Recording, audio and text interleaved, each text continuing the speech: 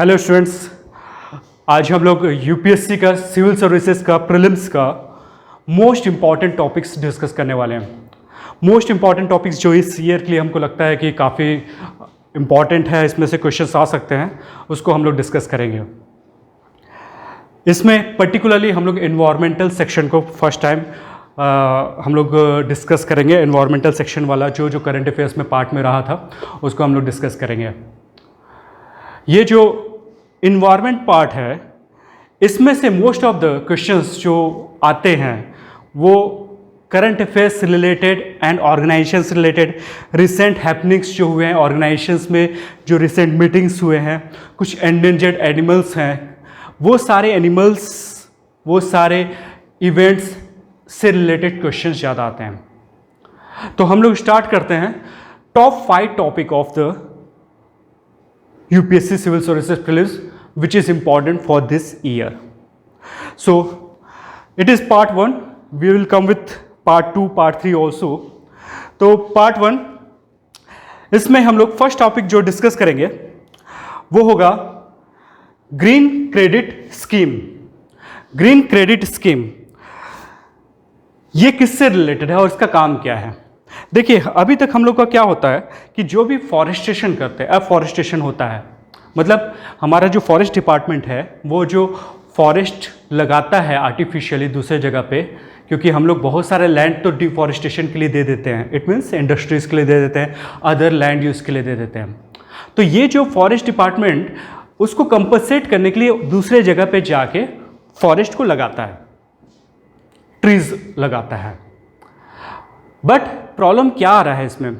Problem इसमें इस type का आ रहा है कि जितना लगना चाहिए, जिस क्वालिटी के फॉरेस्ट लगना चाहिए और जो पेस होना चाहिए वो कंप्लीटली मैच नहीं कर रहा है जो फॉरेस्टेशन का होता है और डिफॉरेस्टेशन का होता है। इट मीन्स डिफॉरेस्टेशन का पेस काफ़ी ज़्यादा हाई है और फॉरेस्टेशन का पेस काफ़ी कम है।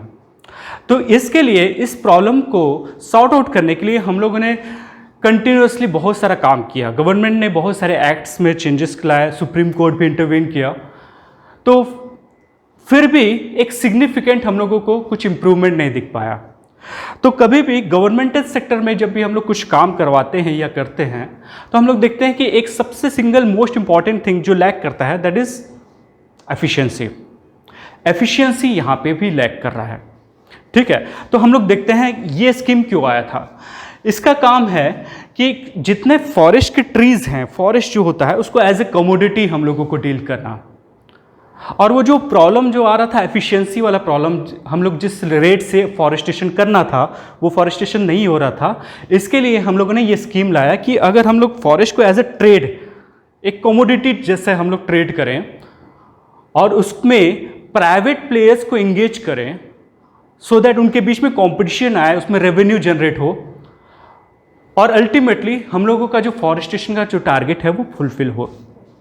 तो फॉरेस्ट डिपार्टमेंट का काम था कि ये फॉरेस्टेशन करना, बट वो सफिशिएंट नहीं है, तो it is outsourcing the responsibilities for reforesting और NGO, non governmental agencies and private agencies. Means जो आउटसोर्स करना है अपनी रिस्पॉन्सिबिलिटी को या तो NGOs को या किसी प्राइवेट बॉडीज को हम ये ऑफलोड कर रहा है। और इसका रीजन मैंने बता दिया क्यों, किस कारण से ये हो रहा था। तो इसका स्कोप क्या है? ये ग्रीन क्रेडिट स्कीम का स्कोप क्या है? इसका मेन पर्पस है डिजर्टिफिकेशन को रोकना, अफॉरेस्टेशन करना और डिफॉरेस्टेशन जो हो रहा है, जिस लेवल से हो रहा है उसको कम करवाना, और जहां पे डिफॉरेस्टेशन हो रहा है उसके लिए अगेंस्ट में कंपनसेटरी अफॉरेस्टेशन करना, ठीक है ना। तो अफॉरेस्टेशन करना as well as compensatory afforestation करना, फाइन। तो ये है इसका पर्पस, मेन स्कोप ये है। तो deforestation definition according to FAO, जो इसका डेफिनेशन क्या है? इसका डेफिनेशन ये है, the conversion of the forest का conversion to another land use और the long term reduction of the tree canopy cover below the 10% threshold.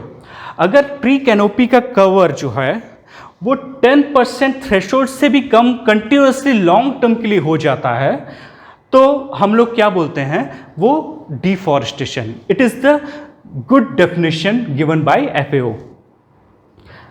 इसमें एक और चीज़ बोला है कि conversion of the forest to another land use, मतलब फॉरेस्ट ना छोड़ के कुछ और काम करना। और देखो यहाँ पे एक बहुत इंपॉर्टेंट टर्म है long term.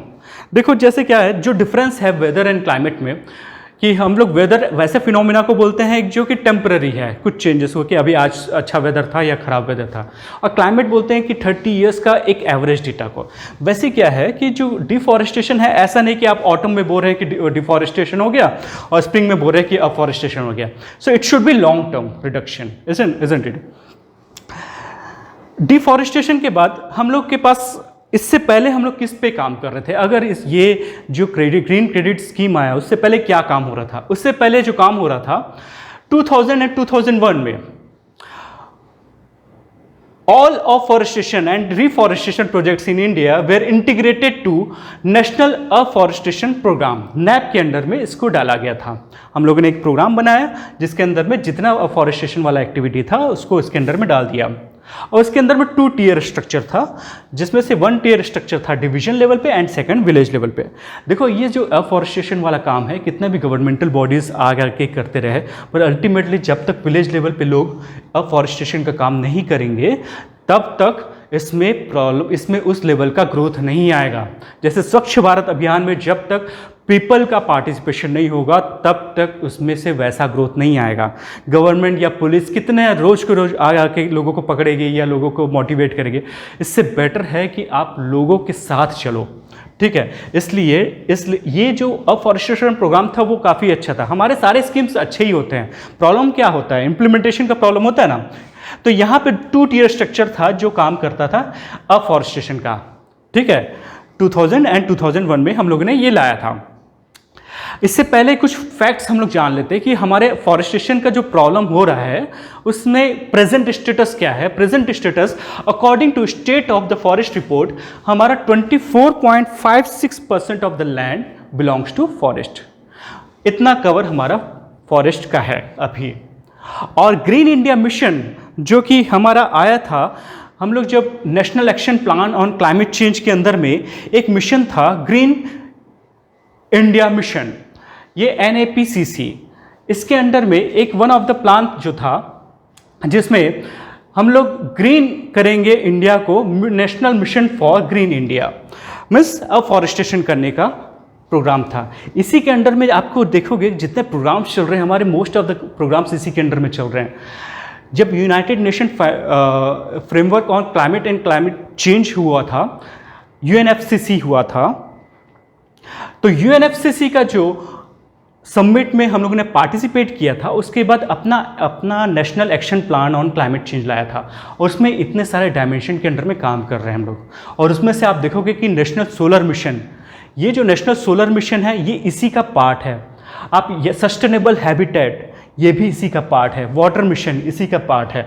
Sustainable Himalayan ecosystem, इससे क्वेश्चन सल काफ़ी प्रोबेबल है और कंटिन्यूसली 2-3 ईयर्स इंपॉर्टेंट है। तो हिमालयन इकोसिस्टम ये भी इसी का पार्ट है। तो ये सारी चीज़ें अल्टीमेटली NAPCC का पार्ट है, और उसमें से एक पार्ट है ग्रीन इंडिया मिशन। और ग्रीन इंडिया मिशन से हम लोग क्या एक्सट्रैक्ट कर रहे हैं, ये जो अफॉरेस्टेशन वाला प्रोग्राम था जिसमें हम लोग 2020 तक हम लोगों ने अफॉरेस्टेशन का कमिटमेंट किया था, और उसका कितना फ्रूट आया हम लोग देख लेंगे जब स्टेट ऑफ फॉरेस्ट रिपोर्ट हम लोग देखेंगे, आज के टॉपिक में डिस्कस करेंगे, तो आपको समझ आ जाएगा कि कितना सक्सेसफुल वो ये हुआ। फिर रीजन फॉर द रिडक्शन, क्या मेन पर्पस है कि डिफॉरेस्टेशन हो रहा है? इसका प्राइम रीजन है this shifting cultivation. Shifting cultivation, rotational felling, biotic pressure, आप अदर लैंड यूज के लिए, इंडस्ट्रीज के लिए यूज कर रहे हैं, ये सारे मेन रीजन है, पर सबसे मेन रीजन है शिफ्टिंग कल्टीवेशन। और फॉरेस्ट कंजर्वेशन एक्ट जो 1980 में पहले से आया हुआ है, उसके अंडर में जो फॉरेस्ट के जो लैंड है वो अगर डाइवर्ट होते हैं नॉन फॉरेस्ट पर्पस के लिए, तो उसका काम क्या होना चाहिए? तो वैसे प्रोजेक्ट का जो डेवलपर है, he is suppose to identify land and pay for the planting forest. मतलब उसको आइडेंटिफाई करना है कि इस लैंड पे मैं फॉरेस्टिंग करूंगा। जैसे पॉस्को आया था उड़ीसा में, तो उसको इस एक्ट के अंदर में उसकी रिक्वायरमेंट ये है कि जितना लैंड लिया है उतना लैंड वो कहीं और लेके वहाँ पे आइडेंटिफाई करना लैंड को, एज वेल एज वहाँ पे प्लांटिंग करना, और हो सके तो वो कंटिग्यूअस होना चाहिए, मतलब फॉरेस्ट के बगल में ही होना चाहिए। तो ये एक्ट में ऑलरेडी था, बट प्रॉब्लम है 1980 से हम लोग ये देख रहे हैं, बट काम हो रहा है क्या इसके अगेंस्ट में? काम नहीं हो रहा है, और ये हम लोग क्लियरली हम लोग को दिखता है। तो ये वाला पार्ट हम लोग देख चुके हैं, NAPCC वाला पार्ट। तो हम लोग का ये ग्रीन क्रेडिट से पहले एक और स्कीम आया था, कंपनसेटरी अफॉरेस्टेशन फंड एक्ट, कंपा बोलते हैं इसको। इसमें क्या हुआ था? इसमें क्या था कि ये जो फॉरेस्ट लैंड जो कि डिफॉरेस्टेशन हो जाता था किसी भी पर्पस के लिए, तो वो जो पैसा है वो एक फंड में डालेंगे, जिसको कंपा फंड बोल रहे हैं, इसके अंदर में डालेंगे। क्या होता है, देखो प्राइवेट बॉडीज़ के पास इतना एक्सपर्टाइज नहीं होता, ना टाइम होता कि वो लोग कहीं जाके फॉरेस्टिंग का काम करें। उससे बेटर है कि वो गवर्नमेंट के किसी फंड में डाल दे, और वो फंड अल्टीमेटली चैनलाइज होगा फॉरेस्टेशन के लिए, जिनको इस चीज़ का एक्सपीरियंस है, जिनका क्रेडिबिलिटी है, और जो विलिंगली उसमें काम करना चाह रहे हैं। ठीक है, तो इसलिए ये उसी टाइप का है जैसे हम लोग PM केयर फंड में क्यों डाल देते हैं। ये जो कोरोना वायरस के समय में लोग PM केयर में क्यों डाल रहे हैं, क्योंकि आपको पता नहीं कि किसकी हेल्प करना है ना। बट PM केयर फंड डालने से आपका फंड जो आपने जो डोनेशन किया है वो अल्टीमेटली सही जगह पे चैनलाइज हो जाएगा, ये आप एक्सपेक्ट करते हैं। ठीक है ना। तो ये कंपा एक्ट पहले से बना हुआ था। ये एक्ट 2002 में सुप्रीम कोर्ट ने ये देखा था कि ये जितने फंड जो अफॉरेस्टेशन के लिए जो फंड कलेक्ट होते हैं वो प्रॉपरली यूटिलाइज नहीं हो रहे हैं, प्रॉपर तरीके से यूटिलाइज नहीं हो रहे हैं। तो इसका काम किया जाए, मतलब देखो ये जो फंड बनाया गया, पहले तो फॉरेस्ट राइट वाला जो आया, जो एक्ट आया, उससे हम लोगों ने दूसरे लैंड पे प्लांटेशन का काम किया। फिर हम लोगों ने क्या किया, उसके पैसे को हम लोग एक फंड में डालें, पर ये फंड भी प्रॉपरली यूटिलाइज नहीं हो रहा है। ये किससे फैक्ट से पता चलता है कि in 2002 supreme court had observe that collected funds for the afforestation were under utilised by the states. तो इसलिए क्या है, एक नेशनल कंपा बनाया था जो मैनेज करे उस फंड को प्रॉपर तरीके से, जो अफॉरेस्टेशन का फंड है उसको प्रॉपर तरीके से। बट उसका भी काम क्या हुआ या उसका रिजल्ट क्या हुआ, आप देखो कि अराउंड गवर्नमेंट ने फंडिंग जो है 84% इंक्रीज कर दिया 2010 से 2017 के बीच में, सो दैट फॉरेस्ट कवर बढ़े। बट इंक्रीज कितना हुआ, 2.42% ओनली। इट मीन्स जितना इंक्रीज होना था वो इंक्रीज हुआ नहीं। ये कंपा फंड में जो फंड है वो लार्जली अनयूटिलाइज्ड हो रहा है। तो इसी के लिए, जिस पर्पस के लिए इसको लाया गया था कि फॉरेस्टेशन नहीं हो रहा है तो चलो फंड में डालो, बट फंड को भी स्टेट्स यूटिलाइज नहीं कर रहे हैं। वैसे आपको ये जानना जरूरी है कि ये फॉरेस्ट जो होता है स्टेट का सब्जेक्ट है कि सेंट्रल का सब्जेक्ट है कि कॉन्करेंट सब्जेक्ट है। आप कमेंट बॉक्स में डालिएगा कि विच सब्जेक्ट इज देयर, और कौन कौन से ऐसे टॉपिक्स हैं जो कि कॉन्करेंट टॉपिक्स हैं।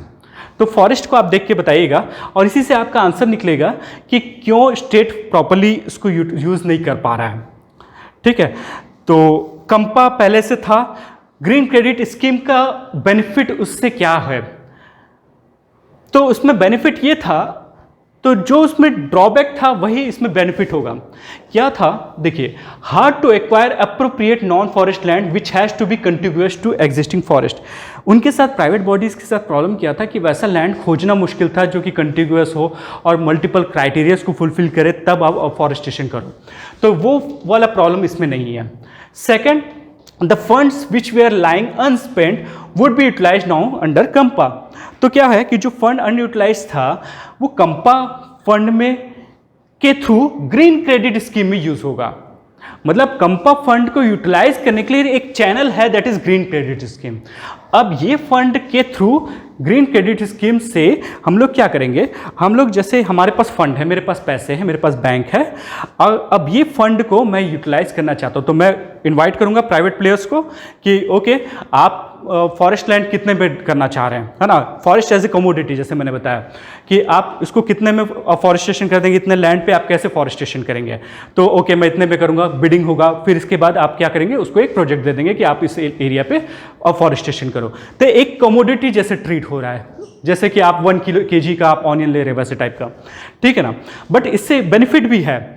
तो इससे क्या है, इंडिविजुअल भी हो सकता है कॉन्ट्रैक्ट ले कि ओके, कुछ लोगों को देखोगे कि एक सक्सेस अच्छे स्टोरीज आते हैं जिसमें बताया जाता है कि उसने अकेले इतने मिलियन हेक्टेयर पे एक फॉरेस्ट खड़ा कर दिया, कुछ 2 पर्सन मिलके ही ऐसा कर देते हैं।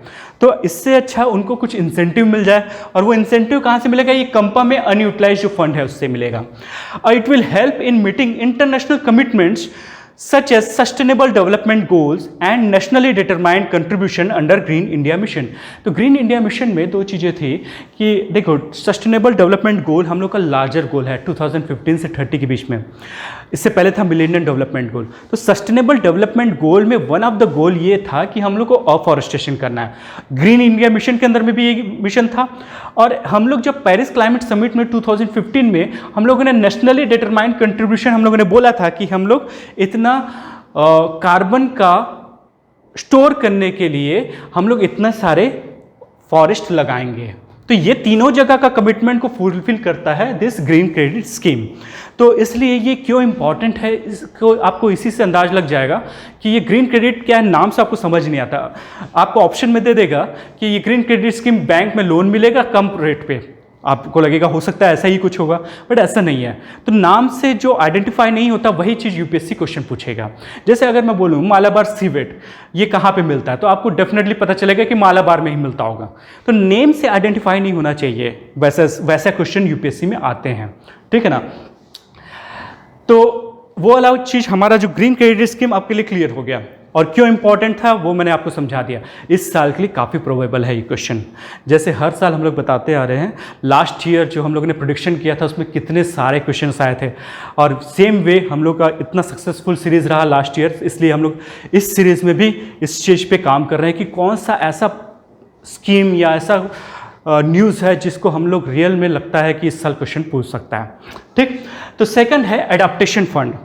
इसका पर्पस क्या है और इसको मैं क्यों पढ़ा रहा हूँ और ये टॉपिक में रखने का रीज़न क्या है, ये सारा चीज़ हम लोग डिस्कस करेंगे। एवरी ईयर कुछ ना कुछ फंड क्वेश्चन में आ रहा है। कोई भी फंड से रिलेटेड, कोई जो इन्वायरमेंट से रिलेटेड कोई फंड होता है वो स्कीम वो क्वेश्चंस में आ रहे हैं। तो इसलिए मुझे लगता है कि एडाप्टेशन फंड से क्वेश्चंस आ सकते हैं, काफ़ी प्रोबेबल है। एडाप्टेशन फंड नाम से क्या लगता है, कुछ चीज़ अडाप्ट करने के लिए ये फंड है, ठीक, ओके। तो finance project, it finances the projects and the programs that help vulnerable communities in developing countries to adapt to climate change। देखो यहाँ पे मल्टीपल चीज़ें हैं।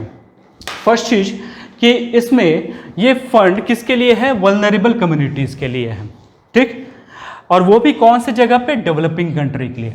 मतलब दो क्राइटेरिया फुलफिल करना चाहिए तो उनको ये फंड मिलेगा, उनको फाइनेंस किया जाएगा। और क्यों फाइनेंस किया जाएगा, क्योंकि क्योटो प्रोटोकॉल में जो क्लाइमेट चेंज से जो लोग अफेक्टेड होते हैं वो उन्हीं लोग होते हैं जो कि पुअर होते हैं, जो रोड पे रहते हैं, उन्हीं को ज़्यादा क्लाइमेट चेंज का इफेक्ट पड़ता है। जैसे क्या है, लू हो रहा है या तो रेनफॉल हैवीली हो रहा है, साइक्लोन्स आ रहे हैं, इसमें सबसे ज़्यादा अफेक्टेड कौन है, जो कि होमलेस हैं। और वैसे लोग भी अफेक्टेड होते हैं जिनका छोटा लैंड है या जिन्होंने एग्रीकल्चरल लैंड है, जो उनका स्टैंडिंग क्रॉप है और उसको हार्वेस्ट करने वाले थे और इसी समय साइक्लोन्स आके पूरा ख़राब कर दिया। तो ऐसे लोग बहुत ज़्यादा अफेक्टेड होते हैं। और आप जानते हो कि हम लोग हर बार बोलते हैं कि जब भी साइक्लोन्स आ रहा है, साइक्लोन्स का इंटेंसिटी बढ़ गया है, पहले से इंटेंसिटी एंड मैग्नीट्यूड काफ़ी बढ़ गया है। पहले भी साइक्लोन्स आते थे बट फ्रिक्वेंसी काफ़ी ज़्यादा है, एज वेल एज जो इंटेंसिटी है वो भी काफ़ी ज़्यादा। It is suppose to be due to climate change. देखो यहाँ पे वर्ड समझिएगा, सपोज टू बी। आप डायरेक्टली मत लिखिए कि ये क्लाइमेट चेंज के कारण से हो रहा है, ये डायरेक्टली तो साइंटिस्ट बोलेंगे ना, और वो भी उन लोगों ने प्रॉपर तरीके से इस चीज़ को अभी भी फ्रेम नहीं किया कि it is due to climate change only, but it is suppose to be due to climate change. It is a good word. तो क्योटो प्रोटोकॉल में हम लोगों ने यूएनएफसीसी के अंडर में इस फंड को हम लोगों ने बनाया था, ठीक। तो इस फंड का पर्पस क्या है, इस फंड का पर्पस है इनोवेशन, कुछ इनोवेशन ऐसा करना जो कि क्लाइमेट चेंज के लिए हेल्प होगा। तो एडाप्टेशन फंड में क्या क्या चीज़ होता है, आपके पास क्लाइमेट चेंज हो रहा है, या तो आप क्लाइमेट चेंज को रोको या तो आपको उसके साथ एडजस्ट करो। तो एडेप्ट मतलब आपको एडेप्ट करना है, ठीक है ना। एक्शन, कुछ एक्शंस ऐसे हैं जो कि आप कर सकते हो अपने लेवल पे, वो करना। And third is the learning and sharing. So what ever knowledge you have gained from your experiences, उसको लर्न करना एंड शेयर करना। जैसे कोरोना वायरस में हम लोगों को मलेरिया का जो मेडिसिन हम लोगों को लगा इफेक्टिव है, तो इट इज़ आवर ड्यूटी कि हम लोग वर्ल्ड को शेयर करें। तो लर्निंग एंड शेयरिंग, राइट। सो इस एडेप्टेशन फंड में फंडिंग कहाँ से आता है, तो फंडिंग दो चीज़ों से आता है, वन गवर्नमेंट एंड प्राइवेट जो डोनर्स होते हैं उनसे आता है, गवर्नमेंट डोनेट करती है एंड प्राइवेट बॉडीज डोनेट करते हैं। एंड सेकंड जो आता है सर्टिफाइड एमिशन रिडक्शन, CER 2%, जो इसका जो 2% शेयर ऑफ द CER से ये फंडिंग आता है। और ये CER क्या है, सर्टिफाइड एमिशन रिडक्शन क्या है, इससे रिलेटेड क्वेश्चन आ चुका है पहले। CER ये है कि जब क्लीन डेवलपमेंट मैकेनिज्म हुआ था क्योटो प्रोटोकॉल के अंडर में, उसमें एक मैकेनिज्म ये था कि अगर कोई डेवलप्ड कंट्री किसी डेवलपिंग कंट्री के अंदर में कोई प्रोजेक्ट्स लगाता है, तो वो प्रोजेक्ट्स के अंडर में सपोज उसने 100 गीगाटन का उसने सेविंग किया कार्बन डाइऑक्साइड का, कुछ अच्छा ग्रीन टेक्नोलॉजी उसने लगाया और उससे सेविंग हुआ, तो वो जो उसने एमिशन में जो रिडक्शन किया उसके अगेंस्ट में उसको एक सर्टिफिकेट मिलेगा, ठीक है ना। और वो सर्टिफिकेट को वो सेल कर सकता है और वो सेल करने से उसको पैसे मिलेंगे, और वो जो पैसे जो आते हैं उस पैसे को उसका 2% हम लोग यूटिलाइज कर सकते हैं जिस एडाप्टेशन फंड में, ठीक। एडाप्टेशन फंड का इन्वेस्टमेंट कहाँ पे सबसे ज़्यादा होता है, इसका सबसे ज़्यादा अगर इन्वेस्टमेंट होता है वो एग्रीकल्चर में, 16% के अराउंड में एग्रीकल्चर में होता है, और उसी से रिलेटेड होता है फूड सिक्योरिटी जिसमें 21%। मतलब फूड सिक्योरिटी एंड एग्रीकल्चर ये दो सबसे मेजर चंक में काउंट होते हैं एडाप्टेशन फंड का यूटिलाइज करने के लिए। देखो क्या होता है कि जो पुअर लोग हैं जो इंडिया में, उनके लिए फूड का सिक्योरिटी करना एक बहुत मेजर चैलेंज है। और ये फूड सिक्योरिटी का प्रॉब्लम क्यों आता है, ये इसलिए आ रहा है क्योंकि साइक्लोन ने उनका जो सिक्योर फूड था उसको ख़राब कर दिया।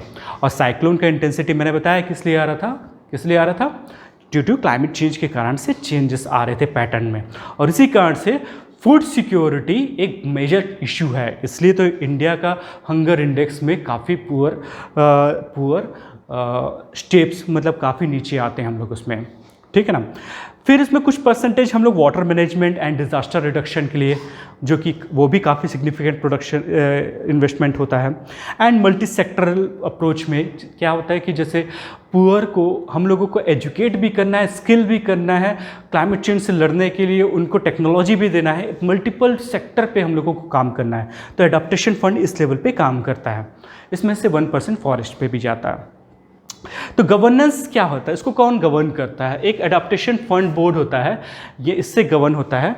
और AFB में 16 मेंबर्स होते हैं और 16 अल्टरनेट्स होते हैं जो कि चेंज होते रहते हैं, और ट्वाइस ए ईयर ये लोग मीट करते हैं। वर्ल्ड बैंक इसका ट्रस्टी का काम करता है एडाप्टेशन फंड का, मतलब उसका मेन जो कंट्रोलर है या उसको डायरेक्शन जो देता है वो वर्ल्ड बैंक है। तो ये देखो वल्नरेबल कम्युनिटीज़ हैं उसको एडाप्टेशन फंड मिलता है और वो रेजिलिएंट कम्युनिटीज़ बन जाती हैं। तो देखो वल्नरेबिलिटी को में एडाप्टेशन फंड ऐड करने से वो रेजिलिएंट होते हैं। तो हम लोगों ने जैसे क्लाइमेट समिट में बोला था कि हम लोग रेजिलिएंट बनेंगे साइक्लोन्स को अगेंस्ट में लड़ने के लिए, या कोई भी इंटेंसिटी ड्रॉट की इंटेंसिटी को से लड़ने के लिए हम लोग क्या है रेजिलिएंट बनेंगे। जैसे आप बोलते हो ना कि आपका मोबाइल बोलते हैं हम लोग वाटर प्रूफ है, और एक होता है वाटर रेजिस्टेंट। तो वाटर प्रूफ में क्या होता है कि आप पानी में डालो कुछ नहीं होगा, पर वाटर रेजिस्टेंट में क्या इनिशियल लेवल पे वो रेजिस्ट करेगा एटलीस्ट, और इसके बाद अगर आप ज़्यादा ही डीप लेवल पे जाओगे 3 मीटर से बियॉन्ड जाते हो तो वाकई में उसमें पानी आ जाएगा या तकलीफ होगा। तो हम लोग क्या कर रहे हैं रेजिलिएंट करेंगे उसको कम्युनिटीज़ को, सो दैट उनको इफ़ेक्ट जितना पड़ना था वो कम पड़े। जैसे किसी ड्रॉट अगर मिसमैनेजमेंट, जैसे क्वेश्चन था UPSC में कि ड्रॉट जो फिनोमिना है वो मिसमैनेजमेंट के कारण से ज़्यादा है रादर देन क्लाइमेटिक फिनोमिना है। तो रियल में, क्योंकि आपको याद होगा ब्रिटिश टाइम में जो ड्रॉट था वो इतना डिज़ास्टर में कन्वर्ट हो गया था कि 1/3 ऑफ द पॉपुलेशन जो बंगाल का था उनकी डेथ हो गई थी हंगर के कारण से। मतलब सोच रहे हो कि मिसमैनेजमेंट अगर हंगर का हो गया तो क्या हो सकता था। सेम चीज़ इंडिया के साथ है, कोरोना वायरस का अगर मिसमैनेजमेंट होता है तो क्या किस लेवल पे जा सकता है। आप सोच रहे हो अमेरिका जैसे स्टेट में वहाँ पे 4.5 लाख ऑलरेडी अफेक्टेड हैं। इंडिया में हम लोगों ने इसको अगर प्रॉपरली मैनेज किया तो रियल में हम लोग जो जितना डेथ काउंट है उसको हम लोग कम कर सकते हैं। फाइन, तो वल्नरेबिलिटी को हम लोग कम कर पा रहे हैं, ऐसा नहीं कि आप डेथ को जीरो कर सकते हो। फाइन, तो चैलेंजेस क्या क्या हैं? चैलेंजेस इसके अगेंस्ट में बहुत सारे हैं जो कि बाकी के साथ भी है। क्या है, डेवलप्ड कंट्रीज़ बोलते हैं कि फंडिंग करेंगे बट फंडिंग मिलता नहीं है प्रॉपर तरीके से, ये सबसे बड़े चैलेंजेस हैं। और हम लोग क्या है कि कंटिन्यूसली ये जो जितना भी हम लोग के पास फंड आता है उसको हम लोग यूटिलाइज़ करते हैं, तो जितना भी मिल रहा है उतना भी हमारे लिए काफ़ी है, क्योंकि हमारे पास वल्नरेबल कम्युनिटीज़ काफ़ी ज़्यादा हैं। ठीक, तो ये सारे चैलेंजेस हैं हमारे। कितने सारे कंट्रीज़ में बेनिफिट मिला, आप देखो इंडिया में काफ़ी बेनिफिट मिला। इधर कौन सा कंट्री है, दिस इज इंडोनेशिया, ये अफ्रीकन साउथ अफ्रीकन कंट्रीज़ है। ठीक, यहाँ पे अमेरिकन, ये अर्जेंटीना वाला कंट्रीज़ है, एंड ये मैक्सिको कंट्रीज़ है। तो कितना मिला आप डिटेल में स्लाइड्स में देख लीजिए क्या है, इसमें क्या बेनिफिट हुआ है एडेप्टेशन फंड में। देन जो एक इम्पॉर्टेंट टॉपिक जो है इस साल के लिए, क्योंकि हर 2 साल में ये रिपोर्ट निकलता है, that is India state of the forest report 2019। ये इस साल निकला है इसलिए इंपॉर्टेंट हो जाता है, जिस साल भी वो निकलता है उस साल के लिए वो काफ़ी इंपॉर्टेंट होता है।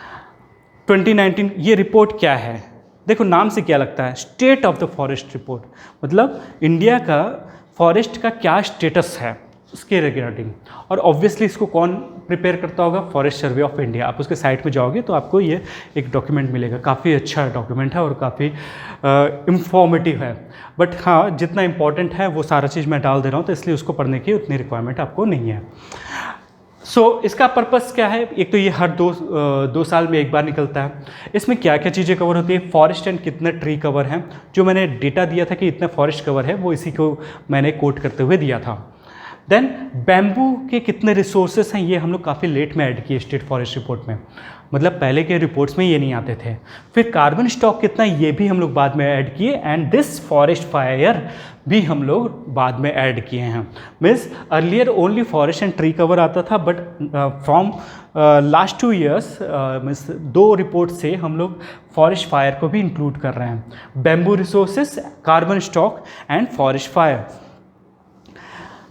तो फॉरेस्ट के कैटेगरीज हैं और उसके हिसाब से आप डेंसिटी डिसाइड करते हैं। आप ये नहीं बोल सकते ना कि यहाँ पे एक फॉरेस्ट है जो कि डेजर्ट के पास आपको एक फॉरेस्ट दिखता है जो कि स्कैटर्ड टाइप का है फॉरेस्ट, और उसको कंपैरिजन कर रहे हैं रेन फॉरेस्ट से, तो ये दोनों कंपैरिजन गलत होगा। आप फॉरेस्ट को पहले कैटेगराइज करिए। So one is the very dense forest जिसमें अराउंड 70% से ज़्यादा कैनोपी का डेंसिटी है, मतलब ये जो कवरेज है उसका डेंसिटी करीब 70% है, तो उसको हम लोग वेरी डेंस फॉरेस्ट बोलते हैं। 40% से ऊपर है तो मॉडरेटली डेंस फॉरेस्ट बोलते हैं, अराउंड 10% है तो ओपन फॉरेस्ट बोलते हैं, और बाकी जो है आपको लिखा हुआ है इसमें।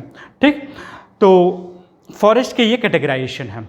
तो forest and tree cover compare to 2017 का जो रिपोर्ट था, मैंने बताया बाई एनुअल रिपोर्ट होता है, उसके कंपैरिजन में हमारा 5188 स्क्वायर किलोमीटर का एडिशन हुआ फॉरेस्ट कवर में एंड ट्री कवर में।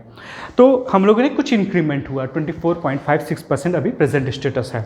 और उसमें से सबसे ज़्यादा जो फॉरेस्ट कवर है in terms of geographical area, जितना एरिया है स्टेट का उसके कितने % लैंड पे फॉरेस्ट है, उसके हिसाब से सबसे ऊपर में है मिजोरम, अरुणाचल, मेघालय, अरु, मेघ, याद रख लीजिए। फिर मणिपुर एंड देन नागालैंड। देख रहे हो सारा नॉर्थ ईस्ट के स्टेट्स हैं, और सारे नॉर्थ ईस्ट के स्टेट्स में मोर देन 75% लैंड पे फॉरेस्ट है। ठीक, परसेंटेज के हिसाब से तो वेरी डेंस फॉरेस्ट का परसेंटेज कितना है हमारे यहाँ, 3% ओनली, मतलब क्वालिटी फॉरेस्ट नहीं है हमारे पास। जो भी फॉरेस्ट जो सबसे खराब फॉरेस्ट होते हैं ओपन फॉरेस्ट, वो 9% करीब है। मॉडरेटली डेंस फॉरेस्ट हो सकता है 9.38%। टोटल फॉरेस्ट कवर आता है 21%। फिर अगर हम लोग उसमें ट्री कवर ऐड कर लेते हैं तो 2.89%। देखो tree cover and forest cover में थोड़ा सा डिफरेंस है। देखो फॉरेस्ट कवर उसको हम लोग इंक्लूड करते हैं जिसमें जो एक तो डेजिग्नेटेड फॉरेस्ट लैंड है, ठीक है ना, जो हमारा किसी लॉ बुक में या कहीं पे लिखा हुआ है कि this area belongs to forest, उसको हम लोग फॉरेस्ट एरिया बोलते हैं। और ट्री कवर ऐसा है जहाँ पे 1 हेक्टेयर है ना, या उससे 1 हेक्टेयर या उससे थोड़ा कम लैंड पे अगर रिकॉर्डेड फॉरेस्ट एरिया है तो वैसे एरिया को हम लोग ट्री कवर में इंक्लूड करते हैं। मतलब it comprises of the tree patches of the size less than 1 hectare occurring outside the recorded forest area. ठीक है ना, तो रिकॉर्डेड फॉरेस्ट एरिया हमारा इसमें आता है ठीक। और जो apart from recorded forest area कहीं पे भी आपको मैपिंग से आपको दिखता है कि ये एरिया पे काफ़ी ज़्यादा फॉरेस्ट्री है, तो उसको आप ट्री कवर में डालते हैं, ठीक। तो ये दोनों मिला के हम लोग का अराउंड 24.56% आता है। देखिए पहले के कंपैरिजन में इंक्रीमेंट इसलिए हुआ क्योंकि ट्री कवर भी हम लोग इंक्लूड कर रहे हैं, पहले ट्री कवर उतना इंक्लूड नहीं होता था, ठीक। तो पाई चार्ट में आप देखो कि सबसे वेरी डेंस फॉरेस्ट जो है 3% आपको दिख रहा है। ये जो परसेंटेज के हिसाब से आप पाई चार्ट बनाते हैं तो ये आपको इस तरह से दिखता है। जो लाइट ब्लू कलर है नॉन फॉरेस्ट वाला एरिया, अराउंड 77% हमारा नॉन फॉरेस्ट एरिया है, ठीक। देन आपको मैप के हिसाब से देखिएगा, स्लाइड्स में आपको दिखेगा कि ये जो डार्क ग्रीन पैचेस दिख रहे हैं, यहाँ पे आपको सबसे हाई क्वालिटी के डेंस फॉरेस्ट मिलते हैं, मतलब वेरी हाई डेंस फॉरेस्ट आपको इस साइड पे मिलते हैं। और जो थोड़ा सा लाइटर कलर है वहाँ पे मॉडरेटली डेंस फॉरेस्ट मिलते हैं। तो आप देख रहे हो कि ये वाला एरिया दिस एमपी छत्तीसगढ़ का बाउंड्री, तेलंगाना का बाउंड्री, महाराष्ट्र का बाउंड्री एंड छत्तीसगढ़ का boundary and this Arunachal Pradesh वाला एरिया, ये वाले और ये दे वेस्टर्न घाट वाला एरिया, इस एरिया पे आपको काफ़ी डेंस फॉरेस्ट मिलता है, इसलिए क्वालिटी के हिसाब से भी बहुत इंपॉर्टेंट जगह है, ठीक। और कहाँ कौन कौन से ऐसे स्टेट हैं जहाँ पे फॉरेस्ट एरिया इंक्रीज़ हुआ है, तो Karnataka, Andhra Pradesh and Kerala.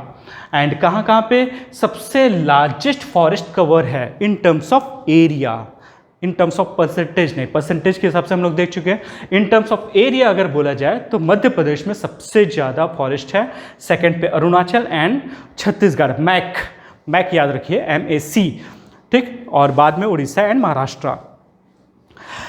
But poor अगर हम लोग देखा जाए, पुअर पिक्चर में अगर देखा जाए तो शार्पेस्ट डिक्लाइन जो कहीं पे फॉरेस्ट कवर में हुआ है वो है अरुणाचल प्रदेश, मणिपुर और मिजोरम। और ये लोग कंटिन्यूसली 2-3 ईयर्स से के रिपोर्ट से कंटिन्यूसली इसमें लोग बैड परफॉर्मर रहे हैं, क्योंकि यहाँ पे जो ट्रेडिशन है इनका फार्मिंग का, जो स्लैश एंड बर्न या शिफ्टिंग कल्टीवेशन वाला जो इनका पैटर्न है, इसी के कारण से सबसे ज़्यादा फॉरेस्ट का लॉस होता है हमारे यहाँ। तो नॉर्थ ईस्ट में ड्यू टू देयर ट्रेडिशन हमारा फॉरेस्ट का लॉस काफ़ी ज़्यादा होता है, ठीक है। इसलिए ये लोग बैड परफॉर्मर रहते हैं, दो इनका सबसे ज़्यादा परसेंटेज एरिया फॉरेस्ट्री में है, फिर भी ये स्लैश एंड बर्न एक पुअर प्रैक्टिस है। तो टॉप फॉरेस्ट लूजर्स में देखिए कि मणिपुर हो गया, अरुणाचल हो गया, मिजोरम हो गया, ये सबसे पुअर स्टेट्स हैं जो कि पुअर परफॉर्मर है फॉरेस्ट लूजर्स में। कुछ और हाइलाइट्स देखो, बैम्बू बियरिंग एरिया जो होता है, बैम्बू जहाँ पे होता है वो इंक्रीज़ हुआ है, माइनर तरीके से इंक्रीज़ हुआ है। देन कार्बन स्टॉक हमारा थोड़ा बढ़ा है, 7,000 मिलियन टन्स बढ़ा है। बट अगर आप देखोगे पेरिस क्लाइमेट में कमिटमेंट को आप देखिए और उसको कंपैरिजन करिएगा, तो हम लोग जब पढ़ेंगे पेरिस क्लाइमेट समिट तो आप समझ आ जाएगा कि कितना हम लोगों ने एक्चुअल में कितना कार्बन का स्टॉक जमा किया। कार्बन का स्टॉक मतलब अगर आप फॉरेस्ट लगाने से कितना कार्बन कम होता है आपके एटमॉस्फेयर में, ठीक। फिर the total mangrove cover, mangroves को भी इसके में इंक्लूड किया जाता है, 4,975 स्क्वायर किलोमीटर पे हमारे मैंग्रोव के कवर हैं।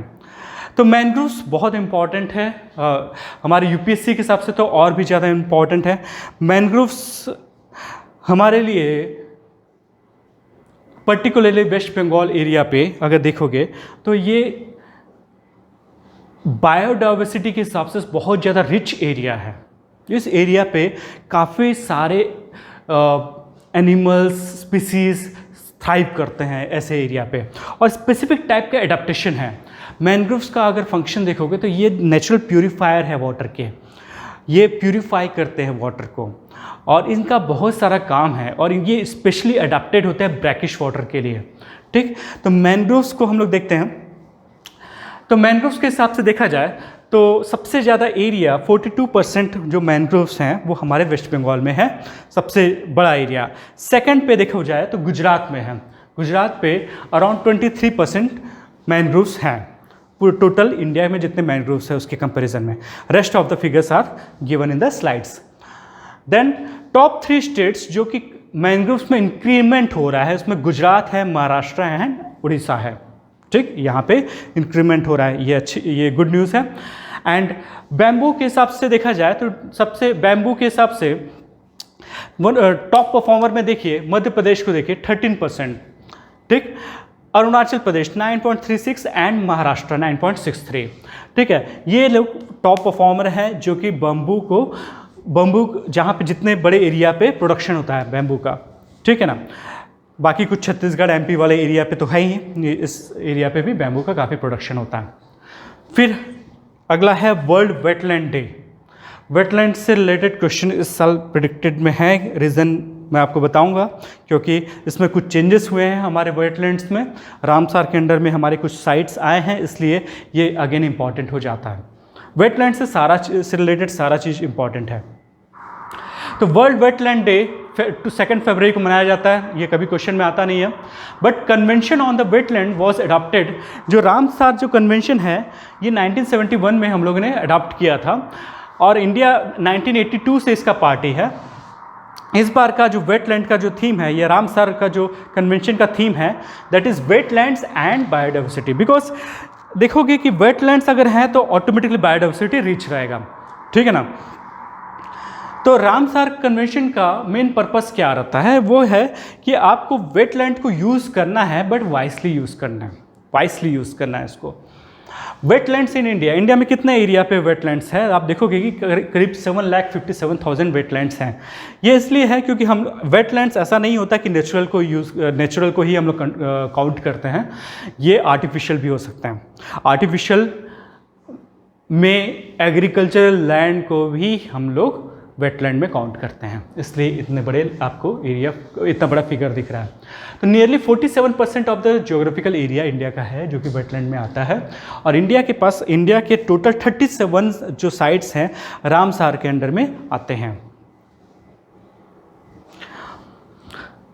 तो रामसार कन्वेंशन में क्या है कि हमारे कुछ नए एडिशन हुए हैं। रामसार के अंडर में कुछ लेक्स को हम लोगों ने एडिशन किया था, हम लोगों ने प्रपोज किया था, जो कि एक्सेप्ट हो गया है। इसमें से पंजाब के कुछ लेक्स हैं, उत्तर प्रदेश के कुछ लेक्स हैं एंड महाराष्ट्र के कुछ लेक्स हैं, इनको रामसार के अंडर में डाला गया है। आप नेम को याद रख लीजिएगा, क्योंकि ये बहुत इंपॉर्टेंट है। और लेक इस तरीके से याद रखना है कि वहाँ पे वो कौन से टाइप की स्पीसीज़ के लिए इंपॉर्टेंट है, एज वेल एज वो वहाँ पे आसपास में कौन सी रिवर है जो वेटलैंड बना रही है। ये दो चीज़ों को आपको थोड़ा ध्यान रखना है, क्वेश्चन उसी से रिलेटेड आ सकते हैं। मतलब for this year Punjab, Uttar Pradesh and Maharashtra, इसके वेटलैंड्स इंपॉर्टेंट हैं क्योंकि इसको नया इंक्लूड किया गया। तो रामसार कन्वेंशन है क्या, है ना। रामसार कन्वेंशन मैंने बताया कि आपको वाइस यूज़ करना है, और वाइस यूज़ करना है, और स्पेसिफिकली किसके लिए, वाटरफॉल हैबिटेट के लिए। मतलब जो डक वगैरह होते हैं जो कि most of the time water पे रहते हैं और उस पर डिपेंडेंट होते हैं, उनके हैबिटेट के हिसाब से आपको वेटलैंड को प्रिजर्व करना है, ठीक है ना। तो जितने वेटलैंड्स हैं जो कि काफ़ी ज़्यादा इंपॉर्टेंट है, उसको हम लोग तो रामसार में डाल दिए, बट एक और रिकॉर्ड बनाना पड़ा जो कि मॉन्ट्रेव रिकॉर्ड में डालना पड़ा, जो कि ऐसे साइट्स हैं जिसका इकोलॉजिकल कैरेक्टर कंप्लीटली चेंज हो गया है या होने वाला है। मतलब जो जहाँ पे डैमेज ऑलमोस्ट होने वाला है या हो चुका है, और किस कारण से, टेक्नोलॉजिकल डेवलपमेंट या पोल्यूशन के कारण से हो चुका है। तो वैसे को रामसार स्पेसिफिक तरीके से उसको मैनेज करता है। जैसे इंडिया में 2 वेटलैंड है, एक तो Keoladeo national park and Loktak lake, यहाँ पे इसको मॉन्ट्रेव रिकॉर्ड में डाला गया है क्योंकि यहाँ का काफ़ी तेज़ी से कैरेक्टर चेंज हो रहा है इसका। और ये जो चिल्का लेक है ये पहले था, इसको हम लोग मॉन्ट्रेव रिकॉर्ड से हटा दिए। इट मीन्स क्यों हटाए, क्योंकि इसका अब उसमें उस लेवल का डैमेज नहीं हो रहा है, अब वो प्रिजर्व्ड है, अब ठीक है रामसार। तो रामसार कन्वेंशन क्या कर रहा था, वाइस यूज़ के लिए जो इम्पॉर्टेंट है स्पीसीज़ के लिए, वहाँ की कम्युनिटीज़ के लिए, उसको प्रिजर्वेशन के लिए वो हेल्प कर रहा था, टेक्नोलॉजिकल हेल्प दे रहा था, फंडिंग कर रहा था। और मॉन्ट्रेव रिकॉर्ड का पर्पस ये है कि ऐसे पर्टिकुलरली ऐसे साइट को आइडेंटिफाई करो कि अगर आप इसको प्रिजर्व ना करें तो वो डैमेज हो जाएगा, ठीक है ना। मॉन्ट्रेव रिकॉर्ड के ऊपर ऑलरेडी क्वेश्चन आ चुका है, तो इसलिए we are expecting the questions from those area जो वेटलैंड्स इंडिया के थे जो इंपॉर्टेंट है। एवरी ईयर कुछ ना कुछ क्वेश्चंस रामसार से आते जा रहे हैं। जैसे क्या एक बार भरतपुर सेंचुरी जो कि केवलादेव नेशनल पार्क, वो दोनों एक ही जगह पे, वहाँ से रिलेटेड क्वेश्चन आ चुके हैं। तो इसमें से रिलेटेड क्वेश्चंस आते रहते हैं क्योंकि वेटलैंड बहुत इंपॉर्टेंट है इंडिया के लिए। तो सिग्निफिकेंस ऑफ वेटलैंड, क्यों इंपॉर्टेंट है वेटलैंड? देखो वेटलैंड होने से ये जो हमारा अंडरग्राउंड जो होता है वो रिचार्ज होता है, ग्राउंड वाटर रिचार्ज होता है। मैंने बताया वाटर प्यूरिफिकेशन का काम करता है, नेचुरल वाटर प्यूरिफिकेशन का काम करता है। जब फ्लड जो इतना ज़्यादा इंटेंसिटी का आता है, चेन्नई का फ्लड, केरला का फ्लड, इसको वो मॉडरेट करता है, उसके लिए एक बफर का काम करता है, वहाँ के माइक्रो क्लाइमेट को रेगुलेट करता है, हमारे सॉइल को जो इरोड होकर सी में जाता है उसको पहले से प्रिवेंट करके रोक लेता है। और lots and lots of the livelihood opportunities are there on those wetlands, as well as tourism भी काफ़ी ज़्यादा फ्लरिश करता है। आप देखोगे ये सुंदरबन एरिया, ये काफ़ी ज़्यादा टूरिज्म के लिए फेमस है, वर्ल्ड से वो टूरिस्ट को अट्रैक्ट करता है। ठीक, तो ये वाले इसलिए वेटलैंड्स का सिग्निफिकेंस काफ़ी ज़्यादा है। इसके रिगार्डिंग एक आर्टिकल टाइम्स ऑफ इंडिया में आया था, आप इसको देखिएगा। इतना छोटे से आर्टिकल में सारा चीज़ आपको लिखा हुआ है, आप इसको आराम से घर पे स्लाइड्स में देख लीजिएगा। देन ऑल इंडिया रेडियो के न्यूज़ में, ट्विटर में ये वेटलैंड्स जो एडिशन हुआ था इसका मैं एक पिक्चर डाला हूँ, जो कि उसने साथ में उसमें डाला था उस समय जब वेटलैंड्स को एडिशन हुआ था। तो हमारे लिए बहुत अच्छी बात थी, क्योंकि अब इनको भी प्रिजर्व किया जाएगा, इन वेटलैंड्स को भी प्रिजर्व किया जाएगा अंडर रामसार। तो total list of the Ramsar sites I have mentioned here. If you will ask me कि इसको क्या याद करना है, तो आई विल डेफिनेटली से कि सारे वेटलैंड्स आपको याद रहना है, क्योंकि हर साल क्वेश्चन आ रहे हैं। तो इसलिए क्या है, क्या चीज़ को मगअप करना है और क्या चीज़ नहीं करना है, वो चीज़ आपको जानना जरूरी है। जैसे रामसार कन्वेंशन कब हुआ था, ये question can not be asked. कहाँ पे है, can not be asked, doesn't matter.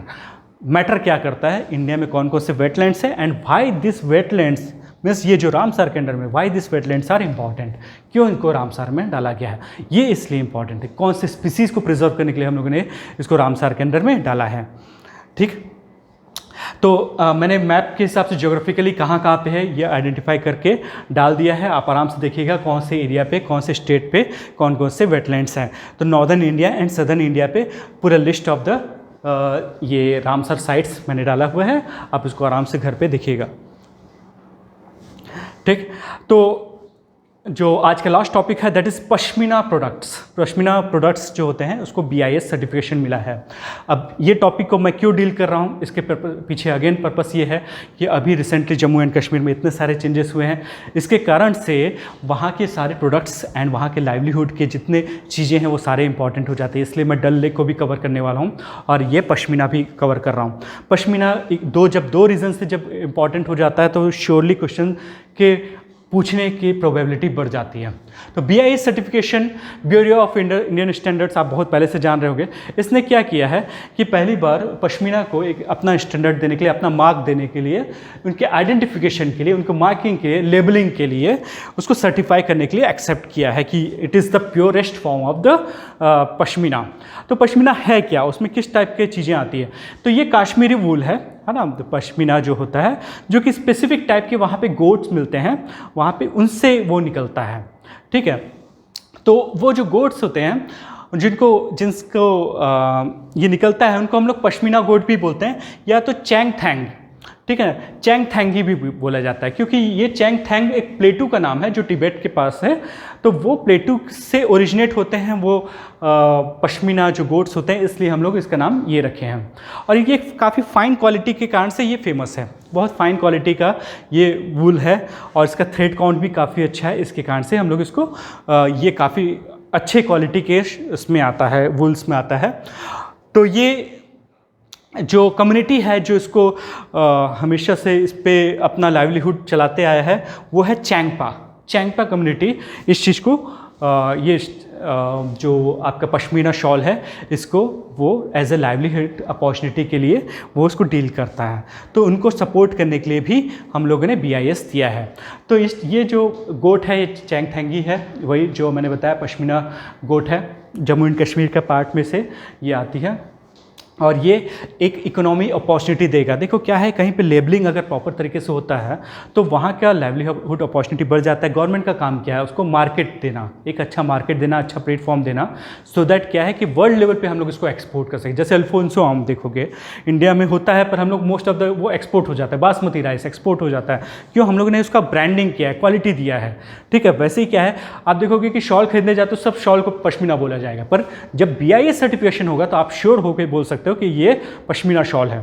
ठीक है ना, तो ये वर्ल्ड का फाइनेस्ट क्वालिटी का शॉल बोला जाता है इसको। तो बेनिफिट्स होने से BIS का क्या होता है कि लाइवलीहुड अपॉर्चुनिटी बढ़ जाता है, उनको प्रॉपर प्राइसिंग मिलेगा, उनको और इंकरेजमेंट मिलेगा, उनका वर्ल्ड लेवल पे उनका मार्केटिंग होगा, लोग जानेंगे पहचानेंगे, और वो जो आर्टिशन है, जो लोकल आर्टिशन है, उनको वर्ल्ड लेवल पे रिकग्नाइज़ किया जाएगा। वो एक्चुअल में नोमैड्स होते हैं, तो नोमैड्स ना हो कि वो प्रॉपर तरीके से इसको फ्लरिश करेंगे, उसको आगे बढ़ाएंगे। तो इसलिए क्या है, इसको BIS सर्टिफिकेशन दिया गया है। ठीक, तो BIS है क्या? ये 1986 में हम लोगों ने इंडियन स्टैंडर्ड बनाने के लिए हम लोगों ने इसको इस्टेब्लिश किया था। BIS ये किसके अंडर में काम करता है? Ministry of consumer affairs, food and public distribution के अंदर में काम करता है। तो BIS के बारे में आपको जानना जरूरी था। तो आज के लिए इतना ही। ये पाँचों टॉपिक्स आज के लिए बहुत इंपॉर्टेंट है। मैं 2 पार्ट और लेके आऊँगा इससे रिलेटेड। हम लोग देखेंगे कि आप नेक्स्ट पार्ट देखिएगा कि ये क्यों इंपॉर्टेंट है, हर का रीज़न आपको जानेंगे, और जब UPSC में जब क्वेश्चन आएगा तो आप को अच्छा लगेगा कि ओके मैंने इस चीज़ को सुना था। Okay, thank you, all the best.